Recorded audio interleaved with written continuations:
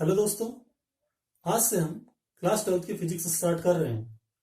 बहुत से स्टूडेंट्स ऐसा मानते हैं कि फिजिक्स एक कठिन विषय है, उनको इसमें काफी डिफिकल्टी भी आती है। लेकिन मेरा मानना यह है कि फिजिक्स एक आसान विषय है, बशर्ते आप उसको अच्छे से समझें और उसका अच्छे से अभ्यास करें। आज से हम फिजिक्स की क्लासेस स्टार्ट कर रहे हैं और मेरी कोशिश रहेगी कि सितंबर अक्टूबर तक मैं आपके बोर्ड का पूरा कोर्स करवा दूं, जिससे लास्ट के 2-3 महीनों में आप उसे एक से अधिक बार रिवाइज कर पाए। बीच बीच में हम टेस्ट भी लेते रहेंगे, जिससे कि आपने जो भी पढ़ा है वो आपका रिवाइज होता रहे। इन टेस्ट में इंपॉर्टेंट क्वेश्चंस को स्थान दिया जाएगा, जिससे आपकी अच्छे से बोर्ड की तैयारी भी हो जाए।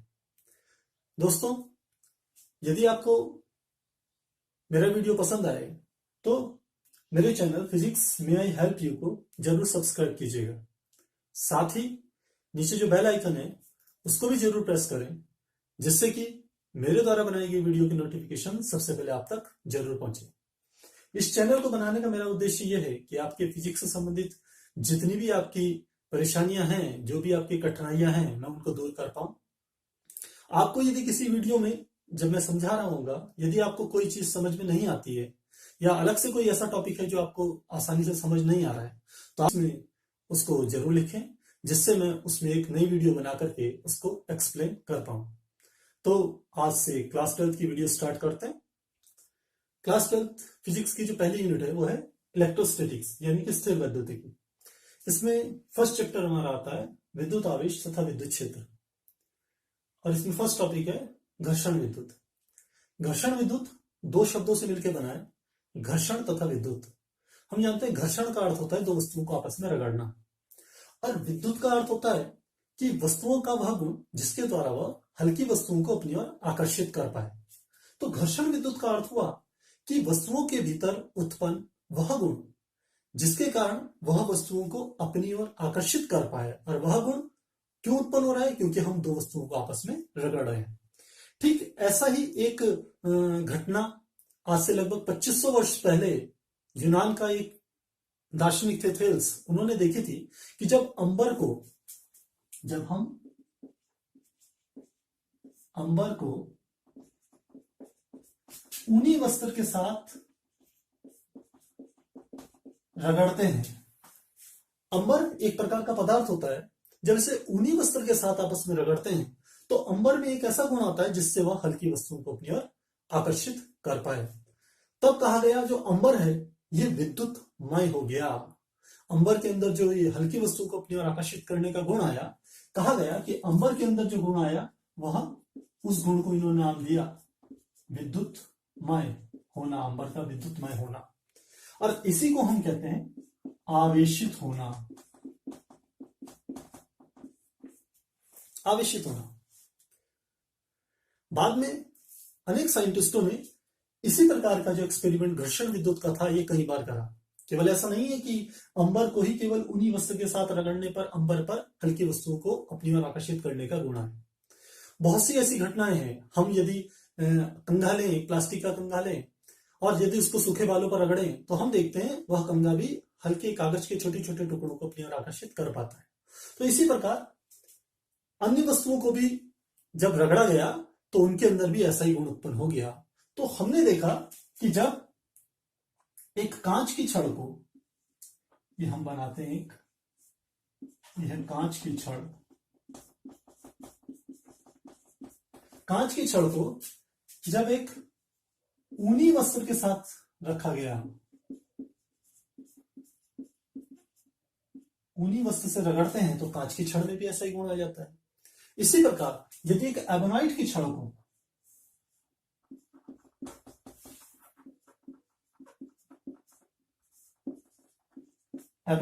को यदि बिल्ली की खाल के साथ रगड़ा जाए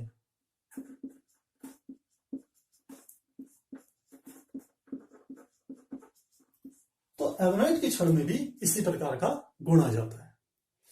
बाद में साइंटिस्टों ने यह निष्कर्ष निकाला कि आवेश दो प्रकार का होता है। प्रारंभ में तो साइंटिस्टों को ऐसा कुछ पता नहीं था, जैसा हमको पता है कि आवेश दो प्रकार का होता है, एक धन आवेश होता है, एक ऋण आवेश होता है। लेकिन साइंटिस्टों को ऐसा नहीं पता था कि धन और ऋण प्रकार के दो प्रकार के आवेश होते हैं।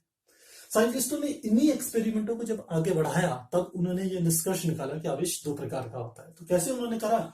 उन्होंने कांच की दो छड़ें ली और दोनों को उन्हीं वस्तु से रगड़ा।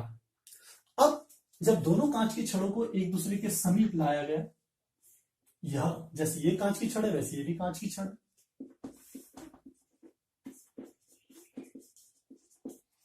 तो हम देखते हैं कि इन दोनों के बीच में प्रतिकर्षण बल लागू होता है या प्रतिकर्षण बल लगता है। प्रतिकर्षण का अर्थ होता है कि इन दोनों के बीच में यह इसको दूर धकेल रही है और ये इसको दूर धकेल रहा है, तो इनके बीच में लगने वाला जो बल था वो था प्रतिकर्षण बल।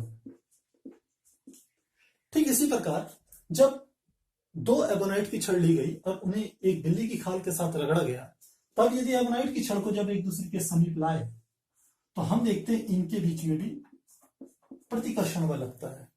यानी कि जो प्रतिकर्षण बल यहां लग रहा था वही प्रतिकर्षण बल यहां लग रहा है। यह भी एबोनाइट की छड़ है।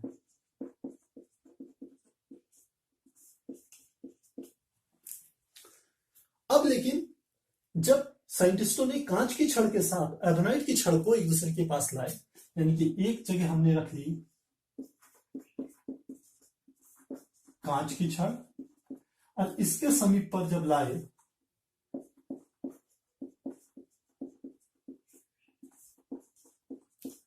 कांच की छड़ को उन्हीं वस्तु से रगड़ा हुआ था और एबोनाइट की छड़ को बिल्ली की खाल से रगड़ा हुआ था। अब जब कांच की छड़ को एबोनाइट छड़ के समीप लाते हैं तो हम देखते हैं इनमें आकर्षण बल लगता है।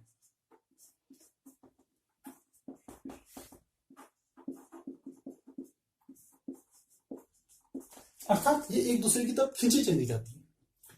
यहां से साइंटिस्टों ने यह निष्कर्ष निकाला कि कांच की छड़ को उन्हीं वस्तु से रगड़ने पर कांच की छड़ में जो विद्युतमय होने का गुण आता है, जो यह आवेशित होती है, इसका आवेशित होना बिल्कुल अलग है।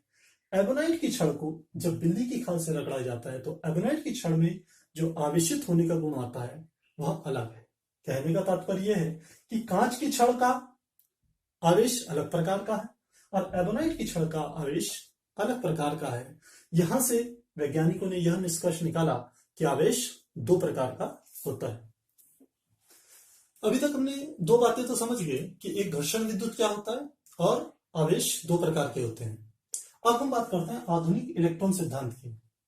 आधुनिक इलेक्ट्रॉन सिद्धांत ये कहता है कि ब्रह्मांड में जितनी भी वस्तुएं हैं वो छोटे छोटे कणों से मिलकर के बनी हुई है और ये छोटे छोटे कण जो हैं वह अणुओं से मिलकर के बने हुए हैं और अणु जो हैं वो परमाणुओं से मिलकर के बने हैं। तो हम इनके क्रम को लिख सकते हैं, पदार्थ या कण अणु से मिलकर के बने हैं और ये जो अणु है यह परमाणु से मिलकर के बने हैं। तो अब सबसे पहले हम समझेंगे कि यह परमाणु क्या है, इसका स्ट्रक्चर क्या होता है। हम समझते हैं एक हीलियम का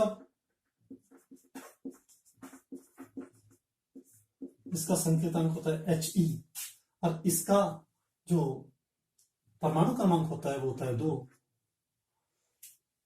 तो हीलियम का यदि परमाणु संरचना बनाएं तो हम कहते हैं सबसे केंद्रीय भाग ये होता है हमारा नाभिक।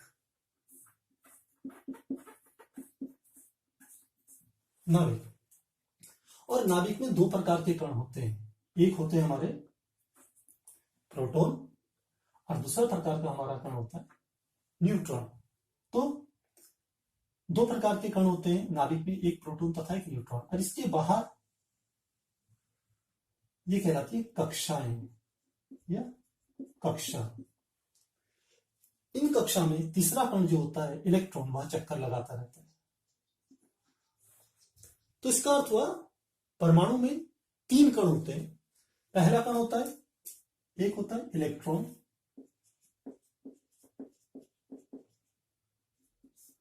एक होता है प्रोटॉन और एक होता है न्यूट्रॉन। इलेक्ट्रॉन को इससे प्रतिष्ठित किया जाता है प्रोटॉन को p से और न्यूट्रॉन को n से प्रदर्शित किया जाता है। इलेक्ट्रॉन एक ऋणावेशित कण है,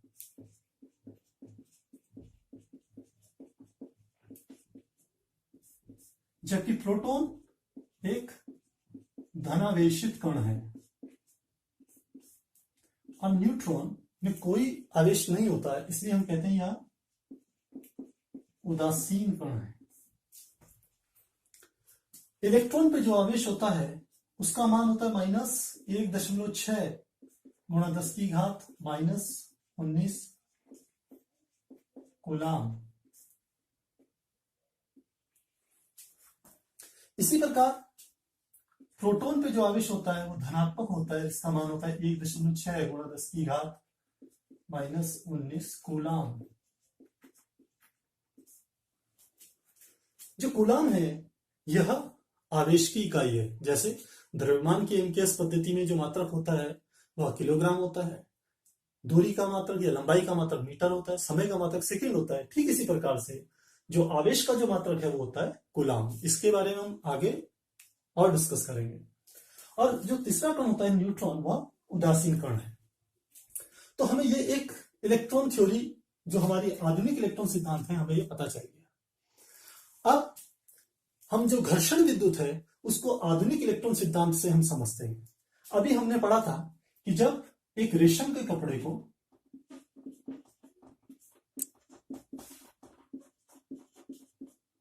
ये हमने एक रेशम का कपड़ा लिया है, जब इसको हम रगड़ते हैं एक कांच की छड़ से,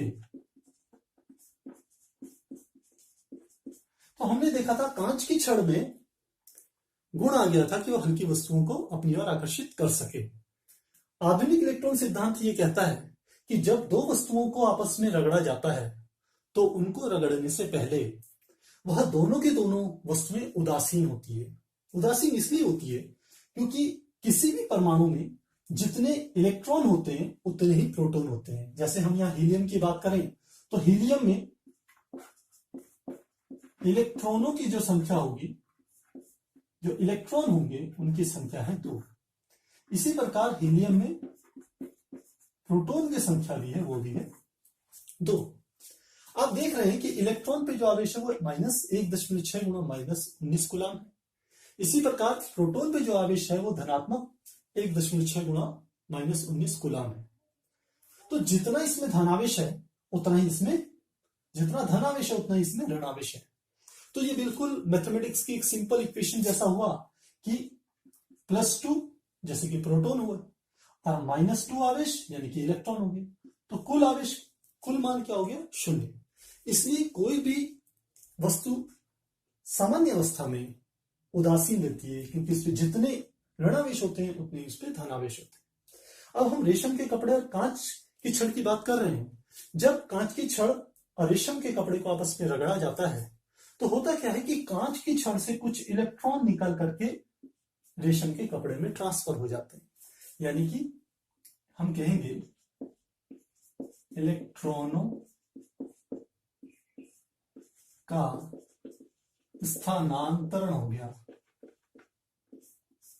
इलेक्ट्रॉनों का स्थानांतरण हो गया कांच की छड़ से रेशम के कपड़े में। अब हम जानते हैं इलेक्ट्रॉन पे ऋणावेश है, ये कोई भी इसमें, ये तो उदासीन था, इस पे तो कोई भी आवेश नहीं था रगड़ने से पहले। क्योंकि इसमें यहां से इलेक्ट्रॉन आ गए और इलेक्ट्रॉनों पे ऋणावेश है, इसलिए रेशम का कपड़ा ऋणावेशित हो जाता है।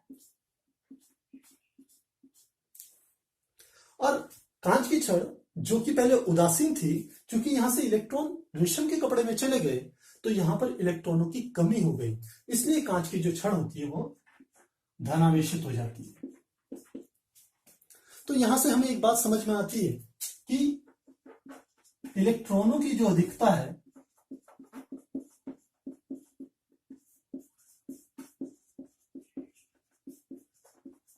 यदि किसी पदार्थ में इलेक्ट्रॉन सामान्य अवस्था से अधिक हो जाए तो उससे वह पदार्थ ऋणावेशित हो जाता है।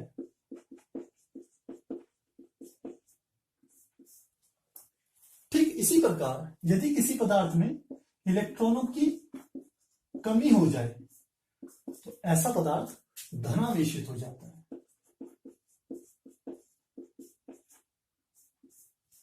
अब हम समझ सकते हैं कि कांच की छड़ से इलेक्ट्रॉन रेशम के कपड़े में चले गए, इसलिए रेशम का कपड़ा ऋणावेशित हो गया। और कांच की छड़ से क्योंकि इलेक्ट्रॉन गए हैं, कांच की छड़ में इलेक्ट्रॉनों की कमी हुई है, इसलिए कांच की छड़ धनावेशित हो गई। हमारा नेक्स्ट टॉपिक है आवेशों के गुण, प्रॉपर्टीज ऑफ चार्ज। इसमें हम आवेशों में और द्रव्यमान में थोड़ा डिफरेंशिएट भी करेंगे कि इन दोनों में क्या अंतर है। हम देखते हैं कि जो आवेश होता है, दो आवेशों के बीच में दो प्रकार के बल काम करते हैं। तो बलों के आधार पर कहें तो आवेशों में प्रतिकर्षण तथा आकर्षण बल, दो प्रकार के बल काम करते हैं। आप जानते हैं कि समान आवेशों में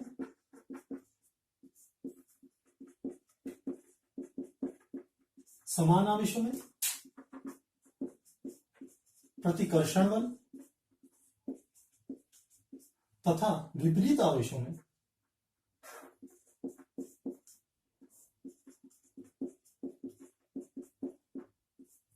आकर्षण बल काम करता है। समान आवेशों जैसे इलेक्ट्रॉन इलेक्ट्रॉन के बीच में लगने वाला बल या प्रोटॉन प्रोटॉन के बीच में लगने वाला बल, वह प्रतिकर्षण बल होता है। और विपरीत आवेशों का अर्थ हुआ कि जैसे एक इलेक्ट्रॉन हो और एक विपरीत आवेश उसका, क्योंकि इलेक्ट्रॉन पे ऋण आवेश होता है, तो उसका विपरीत आवेश हो गया धन आवेश, जो कि प्रोटॉन कण में होता है। तो इन दोनों इलेक्ट्रॉन और प्रोटॉन के बीच में जो बल लगेगा वह आकर्षण बल होगा। तो इसका अर्थ हुआ कि आवेश दो प्रकार के होते हैं, एक धन आवेश एक ऋण आवेश, क्योंकि उनके बीच में दो प्रकार के बल काम करते हैं, प्रतिकर्षण बल तथा आकर्षण बल। यदि हम यहीं पर द्रव्यमान की बात करें तो आप जानते हैं आपने क्लास 11th में न्यूटन के सार्वत्रिक गुरुत्वाकर्षण का नियम पढ़ा था कि जहां पर दो पिंडों के बीच में लगने वाले आकर्षण बल की बात की गई थी। क्योंकि द्रव्यमानों के बीच में केवल एक आकर्षण बल ही काम करता है, इसलिए हम कहते हैं द्रव्यमान केवल एक प्रकार का ही होता है। दूसरा आवेशों के गुण में है विद्युत प्रेरण। आवेशों में विद्युत प्रेरण का गुण भी पाया जाता है। विद्युत प्रेरण का अर्थ है कि यदि मैं कोई एक इस प्रकार से एक छड़ ले लूं जिसको कि मैंने किसी भी विधि से धनावेशित करा हुआ है, उसके समीप पर मैं कोई एक दूसरी छड़ लाऊं जिसमें कि कोई भी आवेश नहीं है। हमने पहले भी बात करी है कि कोई भी वस्तु सामान्य अवस्था में उदासीन होती है, तो इस पर कोई आवेश नहीं रहा होगा, यानी कि इसमें धन आवेश और ऋण आवेश एक समान रूप से बिखरे हुए होंगे। लेकिन जैसे ही इस निरावेशित या उदासीन छड़ के समीप कोई एक आवेशित छड़ लाई जाती है, जैसे कि मैं ये वाली छड़ ला रहा हूं इसके समीप, तो हम देखते हैं इस छड़ पर है धनावेश। इसका धन आवेश इस छड़ पे जो बिखरा हुआ है धन और ऋण आवेश, उनमें से सभी धन आवेशों को प्रतिकर्षित करेगा, क्योंकि हमने कहा कि समान आवेशों के बीच में प्रतिकर्षण बल काम करता है। तो यह धन आवेश इसके सभी धन आवेशों को प्रतिकर्षित करेगा, जिससे यह सारे के सारे धन आवेश यहां से निकल करके विपरीत कॉर्नर पे पहुंच जाएंगे, दूसरे सिरे पर पहुंच जाएंगे। और हम जानते हैं विपरीत आवेशों पर आकर्षण बल काम करेगा, तो इसमें जितने भी ऋण आवेश होंगे वह इस सिरे पर आ जाएंगे। तो धनावेश इस सिरे पर पहुंच जाएंगे और ऋण आवेश इस छड़ के पास वाले सिरे पर आ जाएंगे। इस प्रकार की घटना को ही हम कहते हैं विद्युत प्रेरण। तो यह आवेशों के गुण का दूसरा भाग है। तीसरा होता है आवेशों में योग का गुण।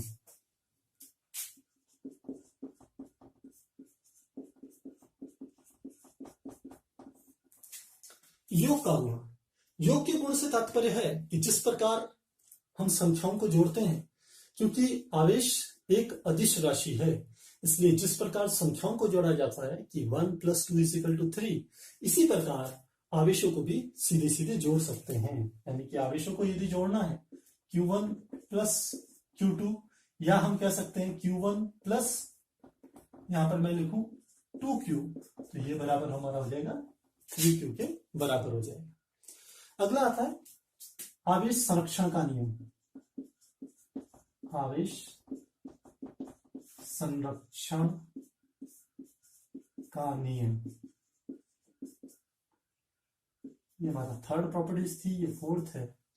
आवेश संरक्षण का नियम आपने पिछली क्लासों में ऊर्जा संरक्षण का नियम था कि ऊर्जा को न तो उत्पन्न किया जा सकता है, नहीं नष्ट किया जा सकता है। ठीक है, इसी प्रकार द्रव्यमान संरक्षण का भी आपने केमिस्ट्री में नियम पढ़ा था, द्रव्यमान अविनाशिता का नियम। ठीक उसी प्रकार से यहाँ पर आवेश संरक्षण का नियम है। यह कहता है कि आवेश जो है वो संरक्षित रहता है किसी भी अभिक्रिया के दौरान। जैसे अभी इससे पहले हमने रेशम के कपड़े को जब कांच की छड़ से रगड़ा था, तो हमने कहा था कांच की छड़ से इलेक्ट्रॉन निकल करके रेशम के कपड़े में चले गए थे। तो इसका अर्थ हुआ रगड़ने से पहले कांच की छड़ और रेशम के कपड़े में कुल इलेक्ट्रॉनों की संख्या जितनी थी वह रगड़ने के बाद भी उतनी ही रहेगी, केवल इलेक्ट्रॉन स्थानांतरित होते हैं कांच की छड़ से रेशम के कपड़े पर। तो यह हमारा कहलाता है आवेश संरक्षण का नियम। फिफ्थ नियम हमारा आता है, फिफ्थ नियम होता है आवेश की मात्रा पर वेग का प्रभाव। आपने पिछली क्लासों में एक थ्योरी पढ़ी होगी कि यदि कोई पिंड है तो उसके यदि द्रव्यमान नापते हैं तो दो प्रकार के द्रव्यमान होते हैं। एक होता है उसका विराम द्रव्यमान। तो विराम द्रव्यमान को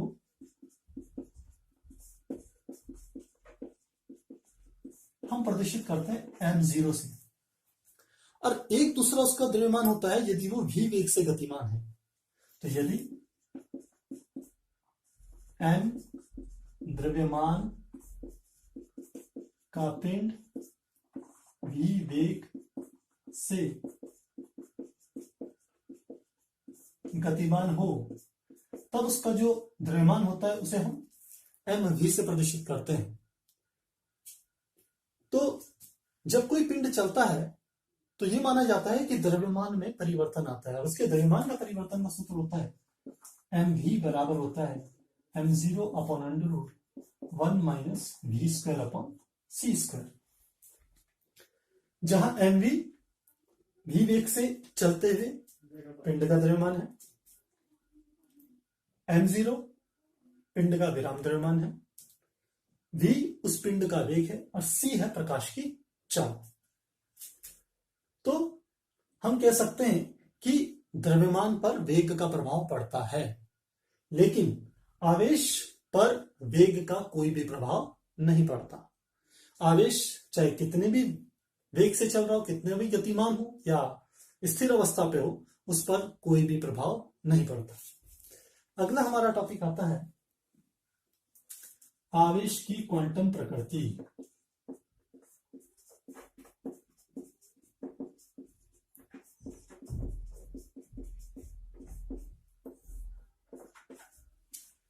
आवेश की क्वांटम प्रकृति ये कहती है, आपने एक एक्सपेरिमेंट का नाम सुना होगा, Millikan's oil drop experiment, Millikan का तेल बिंदु से संबंधित प्रयोग। उस प्रयोग के आधार पर मिलिकन ने यह निष्कर्ष निकाला था कि जो आवेश की मात्राएं जो हो सकती है वो या तो इतनी हो सकती है या इतनी हो सकती है या इतनी हो सकती है, या हम कह सकते हैं इतनी हो सकती है, या तो 3.2 गुणा 10 की घात -19 कूलम, या 1.6 गुणा 10 की घात -19 कूलम, या 4.8 गुणा 10 की घात -19 कूलम, या 8.0 गुणा 10 की घात -19 कूलम। आवेशों के किसी भी स्थान पर जो आवेशों की मात्राएं संभव हो सकती है, उनमें से कुछ संभव मान इस प्रकार से उसने बताया। यहां पर देखने वाली बात यह है कि इन सब में जो सबसे कॉमन बात है वो है ये, यदि आप इस पर ध्यान देंगे, ये जितने भी बाकी सब आवेशों के मान हैं वो इस मान के पूर्ण गुणज है। यहां 1.6 या 3.2 है तो यह इस मान का 2 गुना है। ये 4.8 है तो यह इस मान का 3 गुना है, और ये वाला जो मान है वह इस मान का 5 गुना है। तो वहां से यह निष्कर्ष निकला कि जो एक न्यूनतम संभव आवेश की जो मात्रा हो सकती है वह मात्रा 1.6 गुणा 10 की घात -19 कूलम होती है। और हमने अभी पढ़ा भी था कि इलेक्ट्रॉन पर जो आवेश होता है वह इतना ही होता है, 1.6 गुणा 10 की घात -19 कूलम वो ऋणात्मक आवेश होता है, और प्रोटॉन पर भी जो आवेश होता है वो 1.6 गुणा 10 की घात -19 कूलम होता है, वो धनात्मक होता है। इसका अर्थ हुआ कि आवेश की जो न्यूनतम मात्रा है वो इतनी होती है, और किसी भी वस्तु पर जो कुल आवेश होगा वो इस मान का पूर्ण गुणज ही होगा। यानी कि हम कह सकते हैं कि Q का जो मान होगा, यदि हम इस मान को एक E से रिप्रेजेंट करें तो Q का मान या तो 1 मल्टीप्लाई E होगा, या Q का मान 2 मल्टीप्लाई E होगा, या Q का मान 3 मल्टीप्लाई E होगा। यानी कि Q का मान इस न्यूनतम मान का या तो 1 गुना होगा, या 2 गुना होगा, या 3 गुना होगा, या हम इसी को यदि आगे क्रम लगाएं तो हम कह सकते हैं ये क्या होगा, या फिर n गुना होगा, n e के बराबर होगा। साथ ही हम ये भी जानते हैं कि आवेश दो प्रकार का होता है, एक धन आवेश और एक ऋण आवेश।